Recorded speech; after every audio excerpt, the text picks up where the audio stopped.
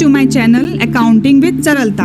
चलिए आज हम सीखेंगे, प्रीवियस वीडियो में मैंने बोला था कि अपन नेक्स्ट वीडियो में जनरल एंट्री सीखेंगे, बट जनरल एंट्री नहीं, पहले अपन समझेंगे 11th का सिलेबस कि 11th के सिलेबस में एक्चुअल में है क्या क्या, तो अपन उसके अकॉर्डिंग स्टार्ट करेंगे। ठीक है, 11th के अकाउंटिंग के सिलेबस में पार्ट 1 और पार्ट 2 दो पार्ट में डिवाइडेड है अकाउंटेंसी, जिसमें पार्ट 1 में 6 चैप्टर एंड पार्ट 2 में 4 चैप्टर। देखते हैं अपन पार्ट 1 इंट्रोडक्शन टू अकाउंटिंग, जिसके अंदर आएगा meaning and definition, objective of accounting, users of accounting information, basic accounting terms, जिसमें अपन एसेट्स, लायबिलिटी और कैपिटल इन सब के बारे में सीखेंगे। नेक्स्ट सेकंड चैप्टर में रहेगा, सेकंड चैप्टर थ्योरी बेसिस रहेगा, ठीक है, जिसमें अपन accounting principles, accounting concepts and accounting standards. अभी आपको ये चीज़ें समझ नहीं आ रही होंगी, बट जब अपन स्टार्ट करेंगे धीरे धीरे सारी चीज़ें क्लियर हो जाएंगी कि क्या होता है। थर्ड चैप्टर में है रिकॉर्डिंग ऑफ ट्रांजैक्शन। रिकॉर्डिंग और ट्रांजैक्शन चैप्टर को 2 पार्ट में डिवाइड किया है, पार्ट 1 एंड पार्ट 2। पार्ट 1 में सोर्स डॉक्यूमेंट्स, जिसके अंदर है invoice, bills and receipts, accounting equation, rules of debit and credit, जो अपने बेसिक वीडियो में देख लिया था सेकंड वीडियो में, एंड रिकॉर्डिंग ट्रांजैक्शन के ट्रांजैक्शन को रिकॉर्ड कैसे किया जाता है। एंड सेकंड पार्ट में रहेगा journal entries, ledger and trial balance.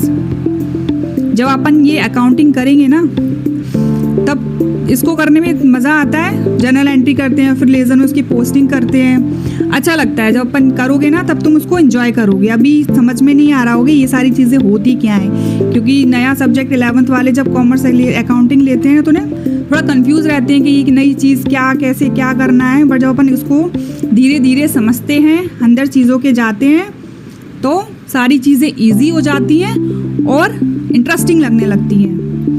5th chapter है बैंक रिकन्सिलिएशन स्टेटमेंट, जिसको शॉर्ट वे में बोलते हैं BRS।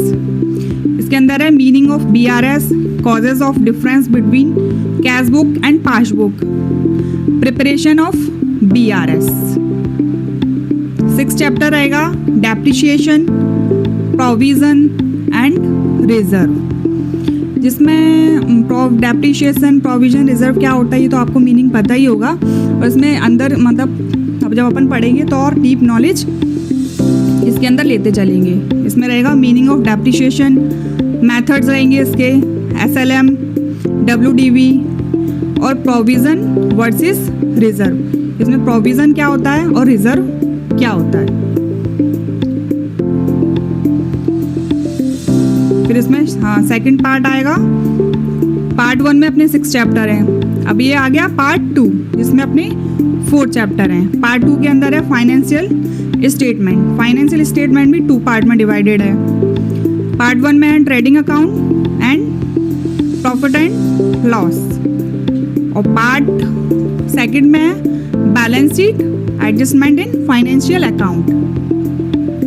नेक्स्ट चैप्टर है अकाउंट्स फ्रॉम इनकम्प्लीट रिकॉर्ड्स, जिसके अंदर आएगा single entry system, calculation of profit, statement of affairs.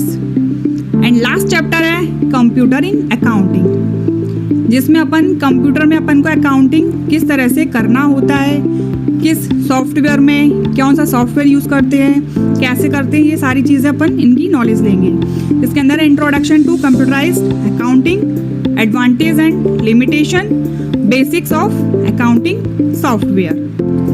चलिए, तो अपन ने अपना 11th का अकाउंट सिलेबस देख लिया है। इसके अकॉर्डिंग अपन सारे चैप्टर्स करते चलेंगे। कोई भी प्रॉब्लम हो आप मुझसे पूछ सकते हो। एंड नेक्स्ट वीडियो आएगा 12th सिलेबस का, जिसमें अपन 12th का सिलेबस देखेंगे। फिर देन उसके बाद मैं स्टार्ट करूँगी 11th एंड 12th का अकाउंटेंसी। ओके, यदि आपको ये वीडियो हेल्पफुल लग रही हो तो चैनल को सब्सक्राइब करें, लाइक एंड शेयर करें। Thanks for watching.